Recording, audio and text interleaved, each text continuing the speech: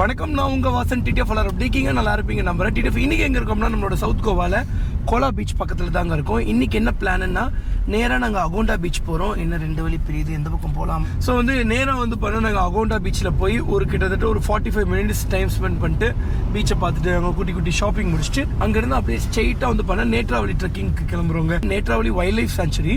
கொஞ்சம் தூரம் காட்டுக்குள்ள நல்லா ட்ரெக்கிங் பண்ணி போனோம்னா பயங்கரமான ஒரு வாட்டர் ஃபால்ஸ் வரும். ஜம்முன்னு போய் இன்னைக்கு குளிச்சுட்டு அங்கே பக்கத்தில் எங்கேயாவது ஸ்டே பண்ணிட்டு நாளைக்கு என்ன பிளானுங்கிறது நாளைக்கு சொல்கிறேங்க. சூப்பரான பிளான்ஸ்லாம் வச்சுருக்கோம். இப்போ டைம் பார்த்தீங்கன்னா 1:12 ஆயிடுச்சுங்க. வண்டி எடுத்துகிட்டு கிளம்புறதுக்கு 1 மணி பக்கம் ஆயிடுச்சுங்க. ஆனால் நாளையிலேருந்து அப்படி ஆகாதுங்க. ஃபேமிலி ட்ரிப் இல்லைங்க, கொஞ்சம் முன்ன பின்ன அப்படி தான் இருக்கும். அப்போது நீங்கள் தனியாக பேச்சுலர் வரும்போது மட்டும் நேரமாக கிளம்பிட்டீங்களான்னா அப்போ இதே டைமில் தாங்க கிளம்புறோம் நம்ம. அண்ட் என்ன வாசா, உன் ஒய்ஃப் கேப்பை போட்டு மூஞ்சியவே மறைச்சிட்டாங்கன்னா மாஸ்க் இல்லையாமாங்க. சார் என்ன பண்றீங்க? ஆக்சுவலி நான்லாம் பேசி ரிவீல் பண்றதுக்கு ரெடி தாங்க. அவங்க பண்ண இப்போதைக்கு ரெடி இல்ல. அண்ட் சிஎன்ஜி 2 பாயிண்ட் தான் டிடிஎஃப் இருக்கு. எங்கேயாவது அடிக்கணும். மொபைல் அப்படியே பாரு, சிஎன்ஜி எங்கேயாவது இருக்கான்னு. நெட் வரலைங்க. ஓகே சாமி, அக்கா கிட்ட இருந்து ஹாட்ஸ்பாட் வாங்கிக்கோடா. என்ன சிம்டி யூஸ் பண்ற? உனக்கு மட்டும் எல்லாத்தையும் ஸ்வீட். ஆனா இன்னைக்கு அழகா இருக்கு ஸ்வீட்டு. வர அழகாயிட்டே போறியே சஞ்சீவி. என் பொண்ணு நாளுக்கு அழகாயிட்டே போகுது, மாடர்ன் ஆயிட்டே போகுது. இல்ல எங்க சமையல் அப்படி டேய் கொழுப்பு ஏறிட்டே போகுதுன்னு சொல்லடா. அவன் டே பை டே அழகாயிட்டே போறான், மாடர்ன் ஆயிட்டே போறான்னு சொன்னடா. நோ கமெண்ட்ஸ், சிம்பிளி வேர். தெரியல, உங்களுக்கு தெரியுது போல. அப்படி தெரியலையா உங்களுக்கு? அதான் உங்க சமையல்ல கொஞ்சம் கொழுப்பு ஏறிது போல. உடனே சொல்லிடுவான், நீங்க 3 பேர் சேர்ந்து என்ன அடிக்கிறீங்க. அவ்வளவுதான். நாளைக்கு we are stand nearby police station, have to call advocate. என்ன மாமா பண்ணுவாங்க? ஃபர்ஸ்ட் நோட்டிபிகேஷன் அனுப்புவாங்களா? நான் தான் நோ விசாரணை, டைரக்ட் ரிமாண்ட் தான். ரிமாண்ட் ப்ரொசீஜர்ஸ் தான். எனக்கெல்லாம் அதெல்லாம் இல்லை. எங்க அப்பா இன்னாலே போதும், நல்லா புடிச்சு உள்ள போடுங்க சார்ன்றவாரா? உள்ள போடுங்க சார். அவனை சஞ்சுக்கெல்லாம் இல்ல, நீ வாப்பா போலாம் நம்ம வீட்டுக்குன்னு அவங்கள கூப்பிட்டு போயிடுவாங்க. ஆனா நல்ல சப்போர்ட்ல சஞ்சீவுக்கு. ஆனா எங்க வீட்டுல எல்லாம் அப்படி இல்லடா. நான் ஒரு தப்பு பண்ணிருக்கவே மாட்டேன். எங்க ஸ்கூல்லயோ காலேஜ்லயோ இவன் பண்ணிட்டான்னு சொன்னாங்கன்னா ஆமாமா பண்ணிருப்பான். எனக்கு அதெல்லாம் ரொம்ப வலிக்கும் மனசு. என் ஒய்ஃப்க்கு தெரியும். அது அவ்வளவுதான், டைம் முடிஞ்சது. டிடிஎஃப் நம்ம வண்டி எடுத்ததுல இருந்து 985 கிலோமீட்டர்ஸ் ஓட்டியாச்சு. இன்னொரு 15 கிலோமீட்டர்ஸ் ஓட்டினோம்னா ஃபர்ஸ்ட் சர்வீஸ் பண்ணுங்க. அதுதான் என்ன பண்றதுன்னு யோசிச்சுட்டு இருக்கேன். அக்கா எங்க இப்ப போறோம்? லொகேஷன் மட்டும் போடுறீங்களா? அகோண்டா பீச். ஒரு இதுமே இல்லன்றாங்க. என்ன சொல்ல இல்ல? ஒருவேளை சிஎன்ஜியோ மாப்பிள்ள கரெக்டா தான் மாப்பிள்ள போட்டிருக்கேன். ஆமா, ஃபில்டர் பண்ணி எடுத்து நோ ஸ்டேஷன் ஃபில்டர் வந்துச்சு. நோ ஸ்டேஷன் வந்துருச்சா? இதுக்குதான் புத்திசாலித்தனமா முன்னாடி போட்டுக்கிட்டோம். பட் பிரச்சனை இல்ல. இந்த 2 பாயிண்ட்குள்ள இன்னொன்னு ஃபைன் பண்ணிடலாம். என் மாப்பிள்ள ஷிஃப்ட் வாங்கியிருந்தோம்னா இவ்வளவு கம்ஃபர்டபுளா உட்காந்துட்டு போயிருந்திருக்காதா? ஸ்பேஸ் ரொம்ப கம்மி பின்னாடி. பரவாயில்ல. கிரவுண்ட் கிளியரன்ஸ் கம்மி. ஆனா லுக் நல்லா இருக்குல்ல. தவக்காய் மாதிரி. லைட்டா தவக்காய் மாதிரி இருக்கா? தவக்காய் இல்ல, தவளடா. கொஞ்சம் மாடிஃபை பண்ணா மினி கூப்பர் ஆக்கிடலாம். என்னடா சொல்ற? தவளை மாதிரி இருக்கு. அப்போ மினி கூப்பர் உனக்கு தவளை மாதிரி இருக்குமா? நம்ம கண்ணுக்கு நிறைய பலினோ கார்ஸ் தெரியுது மாப்பிள்ள இப்பெல்லாம். ஆமா, நிறைய இருக்கு. நான் நேத்து 2-3 பார்த்தேன். நேத்து 2 வண்டி பார்த்தோம். ஆப்போசிட்ல வந்துருச்சு. அதே நம்ம கலரே தான். Black கலர் இருக்குடி. அப்போ அந்த பேக்கெட் சார் கொஞ்சம் வலி விட்டாதான் என்னவா? ஸ்கார்பியோல ஆக்சுவலி 700 பாத்துக்காங்க. 700 அப்படிலாம் என்ன தெரியாது. இந்த அரசியல்வாதிகளை வச்சிருப்பாங்களே, அவர் பையன் ஒரு நாள் கார் ஓட்டிட்டு வந்தாங்களே. பார்த்ததில்ல. தெரியாது. பாத்திருக்கேன், ஞாபகம் இல்ல. விதானா அப்படிலாம் தெரியாது. கா வெள்ளை கலர்ல மகேந்திரா வெள்ளை கலர். வேற ஊரா ஞாபகம் தெரியாதுடா. எனக்கு அந்த லுக் எல்லா காரும் ஒரே மாதிரி தான் இருக்கு. பாத்தீங்களா? செல்லத்துக்கு ஒண்ணுமே தெரியல.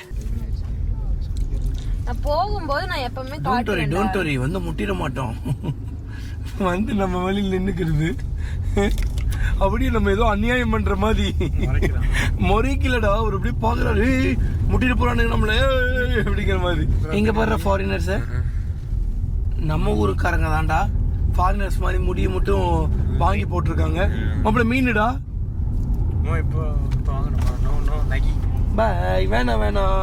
Many hours later. அகோண்டா பீச்சுக்கு சும்மா அகோண்டான்னு போட்டியா? அகோண்டா பீச்னு போட்டேன். இல்ல அகோண்டான்னு மட்டும் தான் போட்டு வந்திருக்கு. அகோண்டா கோவான்னு அது காட்டுச்சு பீச்னு. நான் இப்ப பார்த்தேனே, நான் தான் என்ன போட்டு வச்சிருந்தேன்னு. அகோண்டான்னு போட்டா அகோண்டாக்கு தாண்டி கூப்பிட்டு வரும். அகோண்டா பீச்னு போட்டிருந்தேன். இது என்னன்னு போட்டிருக்கு பாரு, உன் கண்ணால் திறந்து. அகோண்டான்னு போட்டு. அகோண்டான்னு போட்டிருக்கு. உங்க அக்கா கூட பிறந்தவனே இங்க பாரு என்ன போட்டிருக்கு இதுல. Agonda Goa. Okay okay okay. இனிமேல் அகோண்டா பீச்னு போடணும். யாராவது சொன்னாங்கன்னா ஒத்துக்கணும். ஓகே மாமா, சாரி. ஸோ அவ்வளோதாங்க, நாங்கள் அகோண்டா பீச் பக்கத்தில் வந்துட்டோம். ஆல்ரெடி நான் வந்து பண்ண டேரெக்டாக அகோண்டா பீச் போயிருக்கேன். பட் என்னன்னு தெரியலங்க, இந்த வாட்டி கண்டுபிடிக்க முடியல. சரி, டைம் ரொம்ப செலவாகுதுன்னு சொல்லி ஒரு ரெஸ்டாரண்ட் டைப்பில் இருக்கிற இதுக்கு வந்திருக்கோம். வியூ பார்த்த மாதிரியே வந்து பண்ண சாப்பிடலாம். பட் நாங்கள் வந்து பண்ண ஃபுட்டெல்லாம் ப்ரிப்பேர் பண்ணி எடுத்து வந்துட்டோம். பட் இருந்தாலும் வந்து பண்ண ஒரு ஸ்டார்டர்ஸ் மாதிரி ஃபிஷ் எல்லாம் வாங்கி வந்து பண்ண ஜம்மு நீங்கள் சாப்பிட்லாம் நாங்கள். ஸோ எங்கே எங்கள் ஒய்ஃபை காணோம். வாங்க மேடம், என்ன பண்ணுறீங்க? வாங்க. ஃபுல்லாமே ஃபாரினர்ஸுங்க. இந்த வாட்டி எக்கச்சக்க ஃபாரினர்ஸ் இருக்காங்க. அண்ட் வந்து இந்த வாட்டி வைபும் பயங்கரமாக இருக்குது. இங்கே பாருங்களேன், இந்த பெயிண்டிங்ஸ்லாம் எனக்கு சும்மாவே இந்த மாதிரி நார்மலாக பெயிண்ட் பண்ணுறதுலாம் ரொம்ப பிடிக்கும். பாருங்க, இங்கெல்லாம் ஃபுல்லாக வெளியே வந்து பண்ண பெயிண்ட் பண்ணியிருக்காங்க. கைஸ், அகோண்டா பீச்சுக்கு வந்திருக்கோம். மொட்டை வெயில் அடிக்குது. சஞ்சு இந்த சைடு vlog பண்ணிகிட்டு இருக்கான். மாமாவும் அக்காவும் அங்கே ஆர்டர் பண்ணியிருக்காங்க, போய் சாப்பிட்ணும். வேறு ஃபுல்லாக ஃபாரின்ஸாக இருக்காங்க. ஃபாரின்ஸ் டே என்னடா நான் சொல்கிறது? ஃபாரினர்ஸ்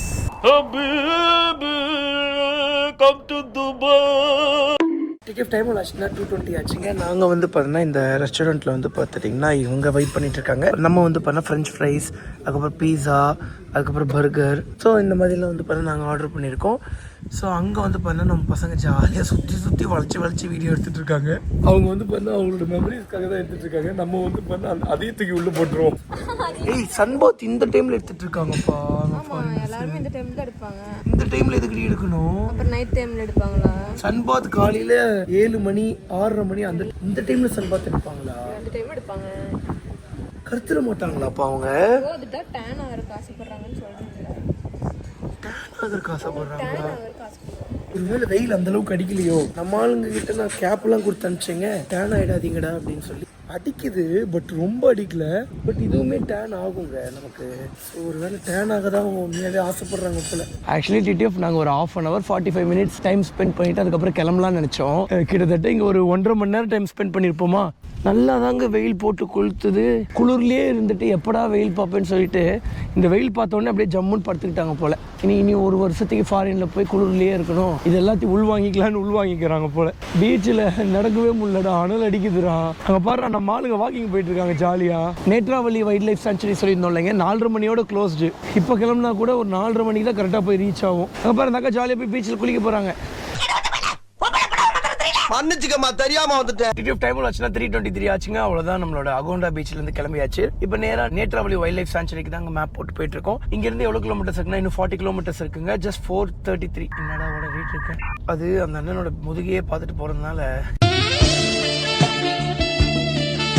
4:34க்கு நம்ம போய் ரீச் ஆகும்னு சொல்லி நம்ம கூகுள் மேப் என்ற குட்டிச்சத்தான் சொல்லுது. 4:34க்கு போனோம்னா க்ளோஸ் பண்ணிடுவாங்க. 4:30க்கு போகிற மாதிரி பார்க்கணும். சிஎன்ஜிமே வந்து பண்ண முடிய போகுது. நம்ம வண்டி எடுத்ததுலேருந்து 1000 கிலோமீட்டர் ஓட போகுதுங்க ஓடோமீட்டரில். ஸோ ஃபர்ஸ்ட் சர்வீஸ் பண்ணோம்.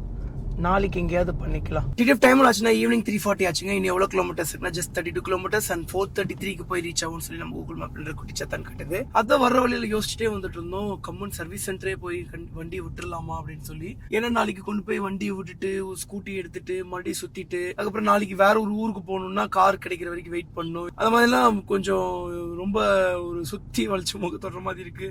அதனால இங்கே சர்வீஸ் சென்டர் கொண்டு போய் விட்டுலாமான்னு சொல்லி கூகுள் மேப்ல பார்க்கும்போது பக்கத்துல 12 minutes ஜேர்னிலே வந்து ஒரு சர்வீஸ் சென்டர் இருக்குங்க. அது சர்வீஸ் சென்டர் கிடையாது, ஷோரூம் தான் இருக்கு. ஸோ அவங்களுக்கு ஃபோன் பண்ணி சரி என்கொயரி பண்ணலாமா, சரி இப்போ கொண்டு வந்து கொடுத்தா இப்பவே கொடுத்துருவாங்களான்னு சொல்லி கேட்கலான்னு சொல்லி கூப்பிட்டோம்.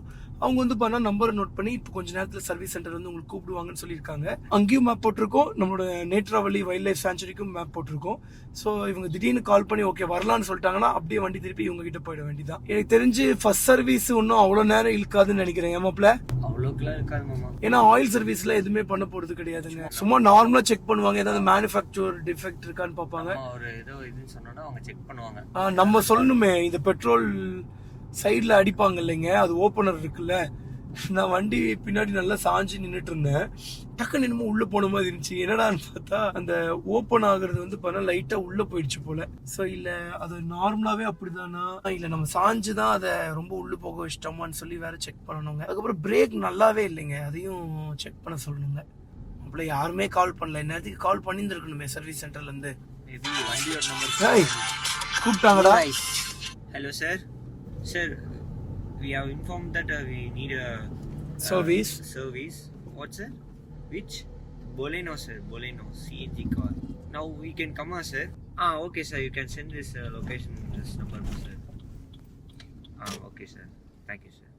வெயிட்டிங் ஏரியா ரொம்ப குட்டியான ஏரியா, அதனால இங்கே நம்மளோட பேக்ஸ்லாம் வைக்க முடியாதுன்னு சொல்லி வெளியே தான் பேக்ஸ் வச்சுருக்கோம். ஸோ வந்து நம்மளோட பேக் எல்லாம் வந்து பண்ண லைனாக அடுக்கி வச்சுருக்கோம்.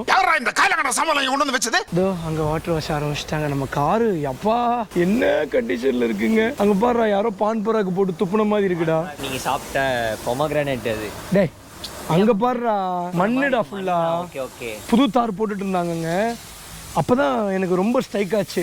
ஐயோ இதெல்லாம் வண்டி மேலே ஒட்டிடுச்சுன்னா என்ன பண்ணுறது, சரி அப்படியே சர்வீஸ் சென்டரில் கொண்டு போய் விட்டுலாமான்னு யோசிச்சுட்டு இருந்தேன். அதுக்கப்புறம் அப்படியே தூக்கிட்டு வந்து நம்மளோட சர்வீஸ் சென்டரில் கொடுத்தாச்சுங்க. பட் அன்ஃபார்ச்சுனேட்லி வந்து பண்ணால் நேற்றவழி வைல்ட் லைஃப் சாங்சுரிக்கு இன்றைக்கி நம்மளால போக முடியல. பட் நல்லது தான், ஏன்னா நாளைக்கு ஒரே ஃபுல்லாக கம்ப்ளீட் நேற்றாவளியவே கம்ப்ளீட் பண்ணிட்டு அடுத்த இடத்துக்கு போயிடலாம். நல்லது தாங்க, கெட்டதுலேயும் ஒரு நல்லது நடக்குதுங்கிற மாதிரி நல்லது தான் விடுங்க. ஆனால் சின்ன சர்வீஸ் சென்டர் தாங்க, ரொம்ப பெரிய சர்வீஸ் சென்டர் கிடையாது.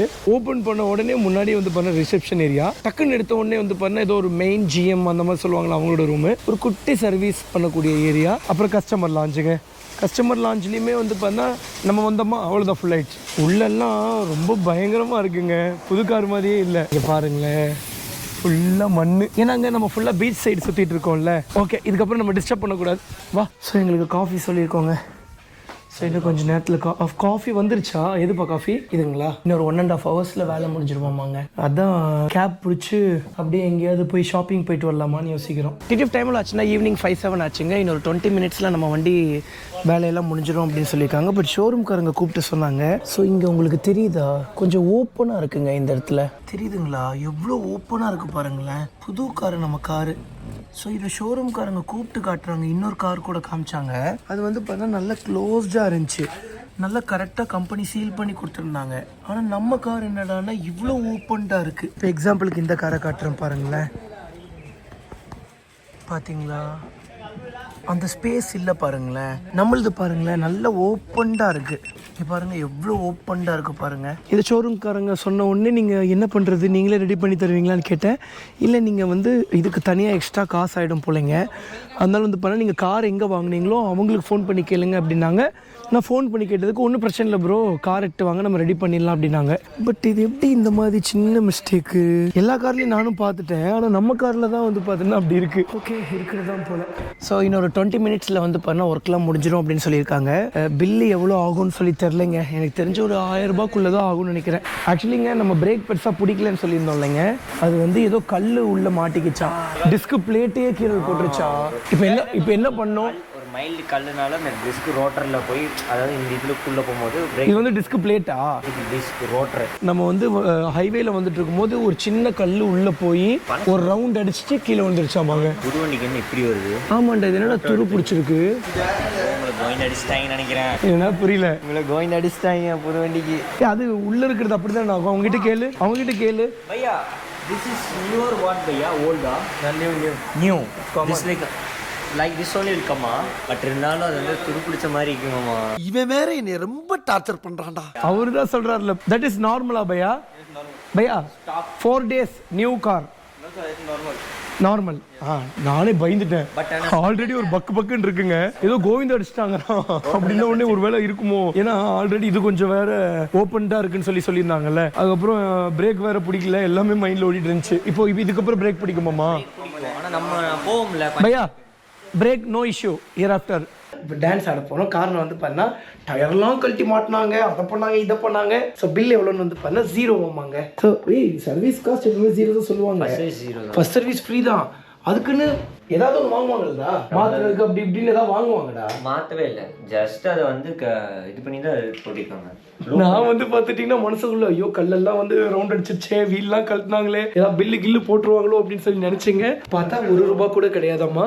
பார்த்தா 0 rupees ஆகுங்க. ஆனால் பில்லு மட்டும் வந்து ஐயோ கொஞ்சம் மெதுவாவது வந்திருக்கலாம், சாரி ப்ரோ. கதவுல டமார்னு முட்டிட்டேங்க, இங்கேயும் வலிக்குது, டக்குன்னு தேக்கவும் முடிய மாட்டேங்குது, ஒரு வெக்கமாக இருக்குது. ஸோ அவ்வளோதான், டிடிஎஃப் நம்மளோட வண்டி ரெடி ஆயிடுச்சு. ஸோ பில் மட்டும் வந்து பார்த்தீங்கன்னா இப்போ அனுப்ப முடியாதான், ஏன்னா உங்களோட சர்வர் டவுன் ஆமாங்க, பரவாயில்ல. ஸோ அவ்வளோதாங்க, இதுக்கப்புறம் இந்த திங்ஸ் எல்லாம் எடுத்து உள்ள வச்சுட்டு அப்படியே இந்த இடத்த விட்டு கிளம்ப வேண்டியதாங்க. ஸோ டிடிஎஃப் அவ்வளோதாங்க, நம்ம ஷோரூம்லேருந்து கிளம்பியாச்சு. டைம் ஆச்சுன்னா 6:15 ஆச்சுங்க. எவ்வளோ கிலோமீட்டர்ஸ் நம்ம ஓடோமீட்டரில் ஓடி இருக்குனாங்க? 1018 கிலோமீட்டர்ஸ் ஓடி இருக்குங்க. 1012 கிலோமீட்டர்ஸ் ஓடி இருக்குங்க நம்ம வண்டி. பரவாயில்ல, கரெக்டாக வந்து பார்த்தா 1000 கிலோமீட்டரில் சர்வீஸ் பண்ணிட்டோம், ஜம்முன்னு இருக்குது. ஸோ சந்தோஷமாக இருக்குது. பிரேக் அடிச்சு பார்ப்போமா? இப்போ கொஞ்சம் பிரேக் பிடிக்கிற மாதிரி தெரியுதுடா. உங்க பிரேக் திறமையில இங்க காட்டாதீங்க ஐயா. மயிலு நீ வேற, ஏன் மயிலு பிரேக் பிடிக்கலன்னு வருத்தப்பட்டுக்கிட்டே இருந்தேன். சரவண் தான் சொல்கிறான், இல்லை பிரேக்கே இந்த வண்டிக்கு அவ்வளோதான். நான் சொன்னதா இல்லையா பிரேக் கம்மியாக இருக்குன்னு சொல்லி. ஸோ இப்போ எங்கே கிளம்பிட்டோம்னா நேராக சிஎன்ஜி ஸ்டேஷனுக்கு போய் சிஎன்ஜி போட போகிறோங்க. இங்கேருந்து 17 கிலோமீட்டர்ஸ் தள்ளி தான் இருக்குது, 24 மினிட்ஸ் ஜேர்னி. அதே மாதிரி போகிற வழியில் எங்கேயாவது மீன் கடை இருந்துச்சுன்னா ஜம்முன் மீன் வாங்கி நாங்கள் நைட்டு ருசியாக சமைக்க போகிறோங்க. ஃப்ரீ சர்வீஸ்ன்னு சொல்லி பேச்சுக்கு தான் சொல்லுவாங்க, ஆனால் கையில் இருந்து வந்து பார்த்தீங்கன்னா அது இதுன்னு சொல்லி காசு வாங்கிடுவாங்க. ஆனால் ஃப்ரீ சர்வீஸ்ன்னு சொல்லி ₹1 கூட வாங்கலை. நம்ம யமகா ஷோரூமில் கூட ஃபர்ஸ்ட் 1000 கிலோமீட்டருக்கு காசு வாங்குவாங்க தானடா. பைக்கை சர்வீஸ் பண்ணோம்னா காசு வாங்குவாங்க. லேபர் சார்ஜ் தான்டா ஃப்ரீ, அது இதுன்னு சொல்லி சின்னதாக ஒரு சார்ஜ் வாங்கிடுவாங்க. பட் இந்த வாட்டி ஒரு சார்ஜுமே வாங்கல, செம்ம ஹாப்பிங்க. டிடிஎஃப் டைமில் ஆச்சுன்னா 11:20 ஆச்சுங்க. அவ்வளோதான், நேற்றவழி வைல்ட் லைஃப் சாங்சுரி பக்கத்தில் தான் இருக்கும். ஸோ இந்த ரூம் தான் எடுத்திருக்கோங்க. இது ரொம்ப பழைய ரூமுங்க. ஸோ நம்மளோட பழைய வீடு எப்படி இருக்கும் அந்த மாதிரி தான் இருக்குது. கிட்டத்தட்ட இந்த ஊரே வந்து பண்ண ஒரு டிஃப்ரெண்ட்டாக ஒரு வேற ஒரு வைப்பில் இருக்குங்க. அடுத்த vlog-ஏ பயங்கர வைப்பாக இருக்க போகுதுன்னு நினைக்கிறேன். ஏன்னா ஊரே ஒரு மாதிரி இருக்குது.